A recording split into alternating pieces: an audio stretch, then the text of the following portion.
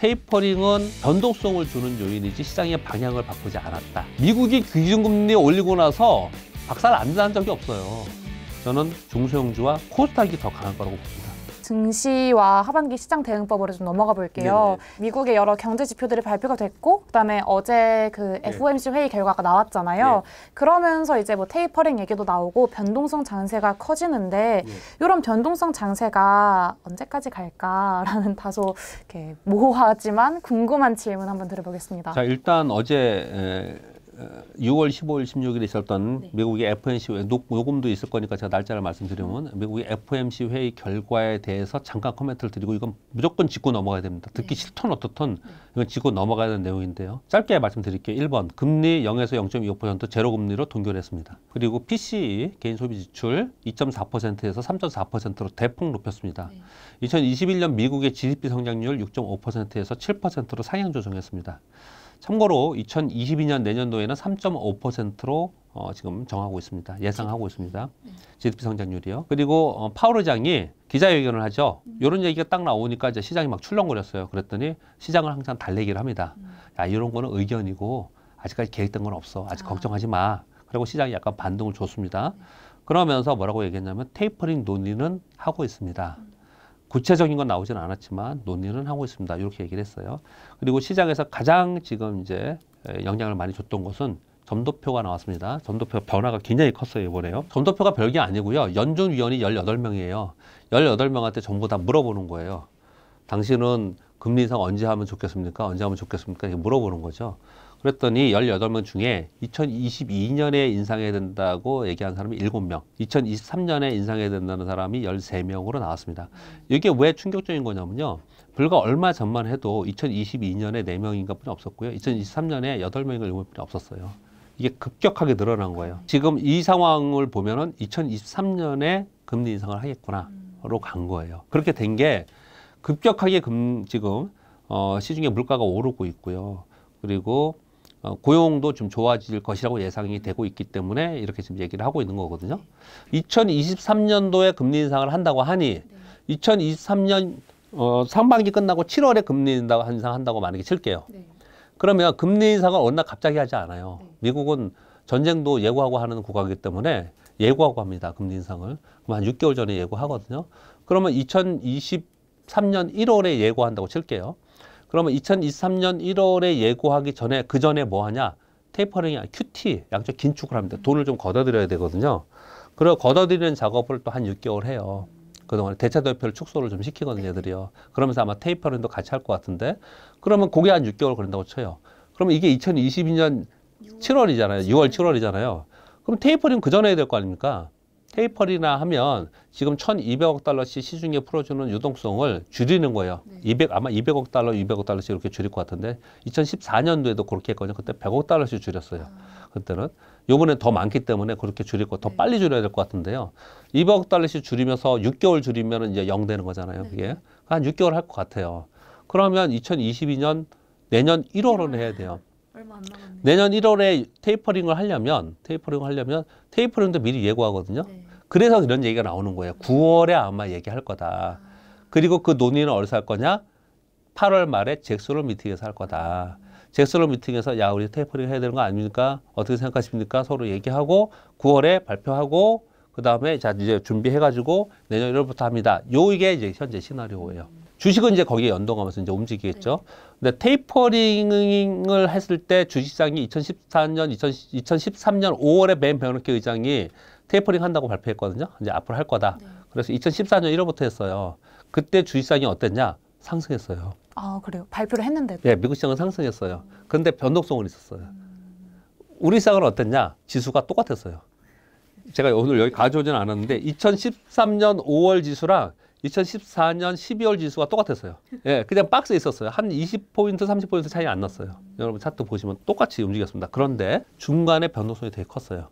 2013년 5월에 발표하고 2013년 6월에 우리나라 그 월간 저점이 마이너스 11.5%였어요.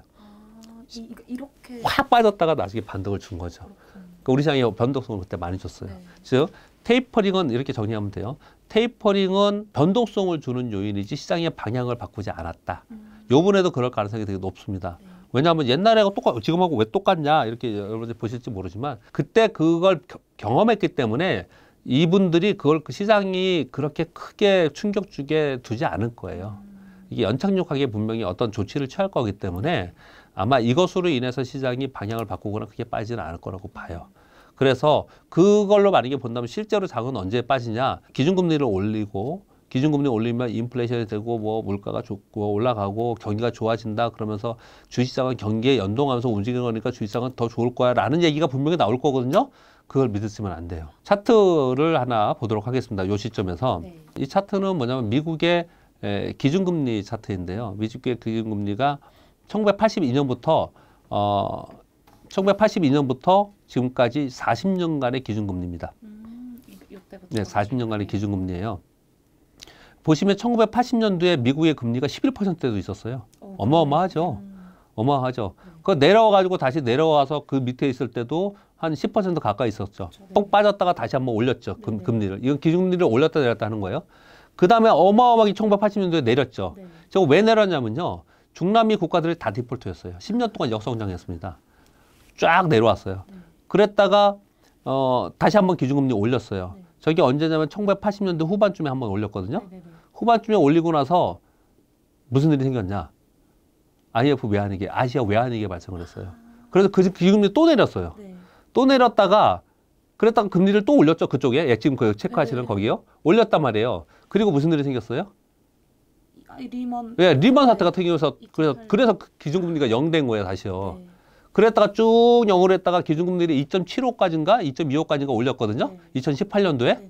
그래서 우리나라가 2018년, 19년도에 장이 계속 빠졌어요. 그 시기에.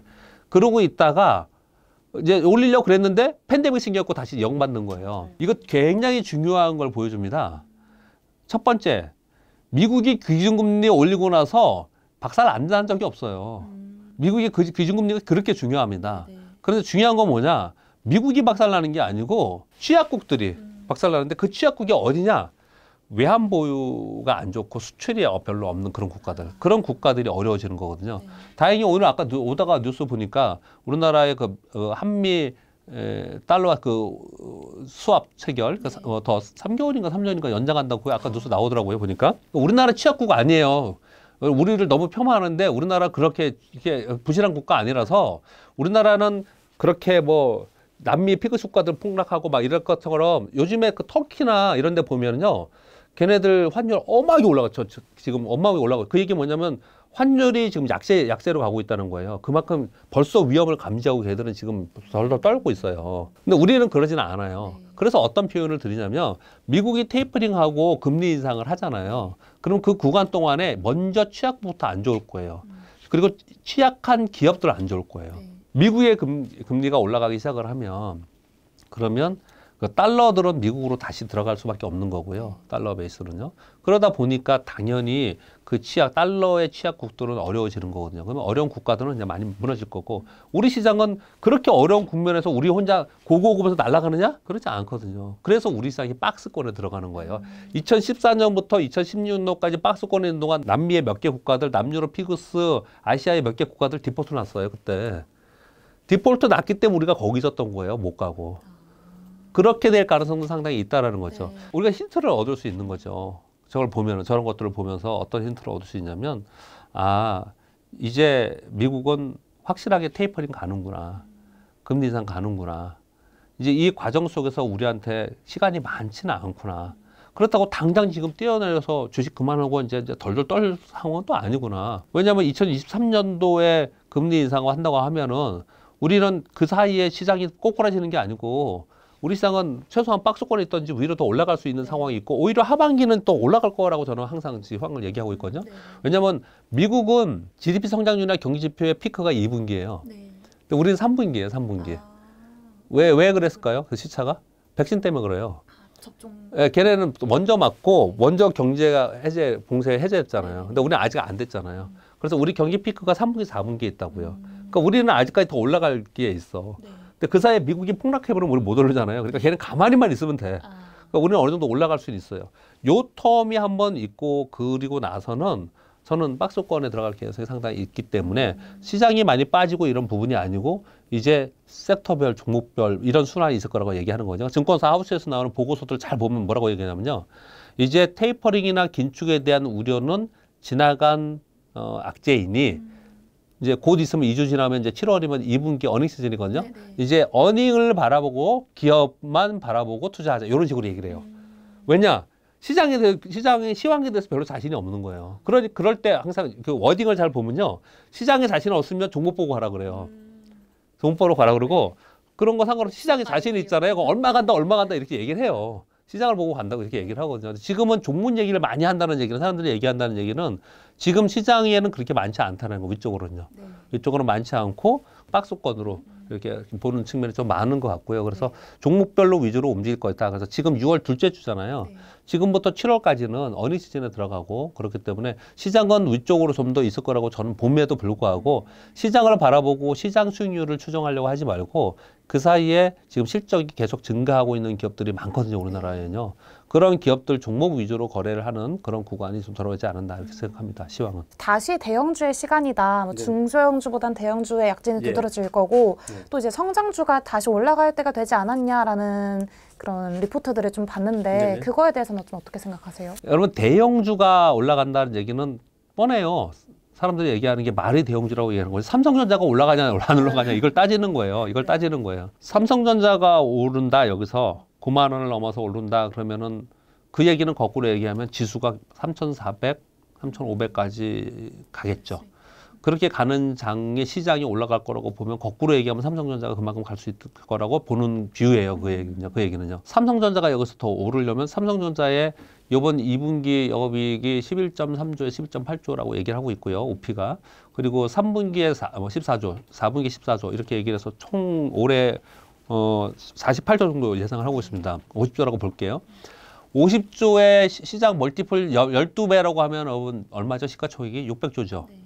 50조 곱하기 12 하면 600조잖아요. 지금 삼성전자의 시가총액이 560조입니다. 별로 갭이 없죠. 그러니까 삼성전자가 지금 별로 싸다고 보지 않는 거예요.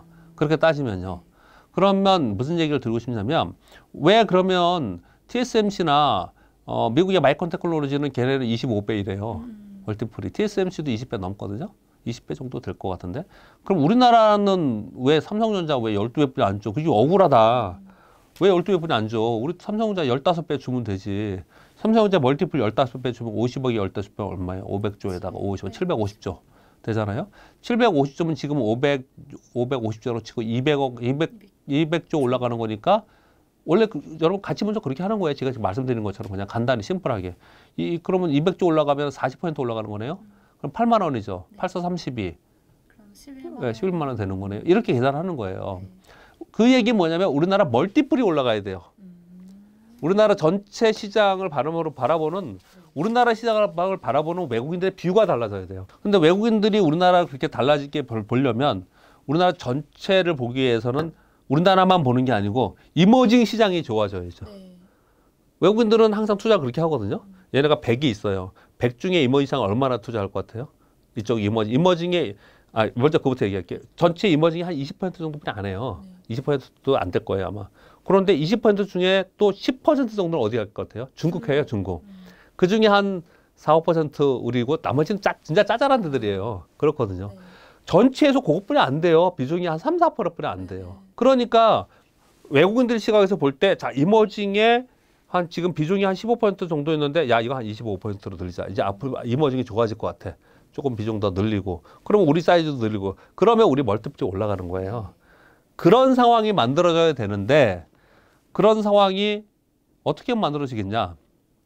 전체 이머징이 좋아지는 것도 있지만, 우리나라의 성장률이 높아진다든지, 기업 시설들이 뭐 생각보다 좋아진다든지, 아니면 우리나라가 교역하고 있는 국가들이 갑자기 좋아지는, 즉 중국이나 유럽이나 이런 데들이 지금보다 훨씬 좋아지는 상황이 되면은 그럴 개연성이 있거든요. 저는 그럴 개연성이 있다라고는 생각을 합니다. 있다라고는 생각을 해요. 근데 그게 너무 아슬아슬해요. 시간이 길진 않아. 왜냐하면 말씀드린 대로 테이퍼링 시작하면서 금리 인상하기 시작하면 달러 인덱스가 올라가기 때문에 달러가 오르면 원화 약세가 돼서 외국인들이 빼거든요. 그래서 우리한테 그렇게 시간이 많지는 않아요. 그래서 빨리 어떤 지수 레벨업이 돼야 되는데 그게 좀 안타까운 상황이에요, 지금. 그래서 사람들이 이렇게 불안해하고 지금 시장이 왔다 갔다 하는 게 아닌가 그런 생각을 좀 하거든요. 그래서 지금 질문을 대형주가 가냐, 중소형주가 가냐 이렇게 질문을 주셨잖아요. 저는 그래서 어떻게 생각하냐면요. 레벨업은 대형주가 시켜요, 항상. 여러분 잘 생각해 보세요. 1000포인트도 삼성전자가 넘겼고 2000포인트도 삼성전자가 넘겼고 3000포인트도 삼성전자가 넘겼어요. 3000포인트 삼성전자가 넘길 삼성전자 하루에 7% 8% 올랐어요. 삼성전자가 넘겼어요. 즉 레벨업을 지금부터 3260, 3270, 이제 3300 가까이 왔잖아요. 여기서 한 3400, 500 정도 요 정도 텀은 얘네들이 올릴 거라고 생각해요. 거기서 수직으로 가거나 화려한 장이 오르냐? 저는 그렇게 생각하지는 않고요. 좀 안타깝지만 저는 그렇게 생각하지 않고 오히려 저는 그들의 의견하고 반대로 저는 중소형주와 코스닥이 더 강할 거라고 봅니다. 왜냐? 시장이 박스권에 들어가 있으면 삼성전자하고 삼성전자의 후반 기업의 코스닥에 있는 어떤 시스템 기술이라고 쳐요. 얘를 사서 올리면 지수가 올라가야 되는데요. 근데 지수는 못 올라. 그럼 얘는 살 수가 없어. 얘는 사도 지수는 안 올라. 수익률 게임만 벌일 수가 있어. 그래서 우리가 수익률 게임장이라는 표현을 해요. 시장이 올라서 박스권에 있는 동안에는 수익률 게임장이 벌어질 수 있거든요. 그래서 저는 오히려 중소형주 그리고 코스닥이 더 강할 거라고 개인적으로 좀 생각을 하는 편이고요. 그리고 성장주 가치주 질문 제가 두 가지를 나눴다 그랬지 않습니까? 우리가 잘못 알고 있는 게 뭐냐면 성장주는 이익과 관련된 PER과 관련돼 있는 거예요. 그러니까 멀티플이 높으면 PER이 높으면 성장주다 아니다 이렇게 얘기를 하거든요. 그러면 가치주는 PER이 낮은 거냐? 그런 게 아니고 PBR로 따지는 거예요. 자산가치. 삼성전자가 성장주입니까? 아닙니까? 가치주입니까? 보통 가치 성장주 뭐 이런 게 성장 가치주 이렇게 그런 얘기하는데요. 성장도 있고 가치주. 여러분 현대차는요. 현대차는 원래 가치주라고 사람들이 많이 얘기했는데 지금도 가치주라고 얘기 많이 하죠. 근데 그거는 전기차도 하고 이제 자율주행도 하니까 성장주잖아요. 그러니까 이제 그런 거 얘기 그만하자고요. 이제 그런 거 그만 얘기하는데 근데 시장이 바보스럽게 맨날 성장주 오를 때 가치주 빠지고 가치주 오를 때 성장주 빠지니까 어쩔 수 없이 우리가 하는 건데 사실은 그런 논리가 아니고 이제부터는 무슨 논리로 가야 되냐면요. 이제 인플레이션이 계속 올라가면서 인플레이션이 증가하면서 상승하면서 인플레이션 랠리가 되냐 아니냐는 이제 가야 돼요. 인플레이션 랠리가 되려면 5월 10일 날 또 되게 중요한 날인데요. 5월 10일 날 구리 가격, 밀 가격, 다우 운송 지수, 다우 산업 지수가 고점 찍고 내려왔어요. 지금 한 달 동안 내려왔어요. 굉장히 좋은 것 같았죠, 여러분. 한 달 동안 내려왔어요, 걔들이. 얘네들이 전통적인 경기 민감 애들이에요. 이미 얘들은 지금 한 달 동안 꺾였거든요. 그러니까 얘들이 다시 올라가려면 이제 소위 말하는 인플레이션 랠리가 계속 펼쳐져야 돼요. 즉 앞으로 시장은 인플레이션 랠리가 펼쳐지면 산업재하고 경기 민감주가 가는 거고 이게 안 되면 내수주하고 성장주가 가는 거고. 그러니까 앞으로는 경기와 관련된 종목이 가느냐 그렇지 않은데 이렇게 보는 게 더 맞을 거라고 저는 생각을 해요. 가치 성장의 그 양리, 그러니까 이분법적 그런 게 아니라. 저는 그렇게 보통 이제 많이 보는 편이고요. 그리고 주식도 저는 그렇게 보는 편이고요. 그런 의미에서 봤을 때 이게 지금 인플레이션이 파월 장이나 옐런 장관이 계속 요거 일시적이다 얘기를 하잖아요. 저도 그럴 가능성은 있다고 좀 보거든요. 왜냐하면 돈을 월 100만 원씩 준다면서요. 아니 월이 아니고 일주일에. 일주일에요? 네. 하와이 일주일에 100만 원씩 준대요. 가야 되겠네. 일주일에 100만 원이면 400만 원 주는데 누가 취업을 해요. 그러니까요. 그리고 일반 가게들 있잖아요. 2019년도에 5억 벌었는데 매출이 이익이 아니고 5억인데 2020년도에 팬데믹 때문에 2억뿐이 안 됐다. 그건 3억을 준대요. 그냥 그런 국가잖아요. 그러니까 고용이 그렇게 많이 안 늘고 있고 그리고 그 돈 받아서 뭐 하겠어요? 쓰겠죠. 소비하겠죠.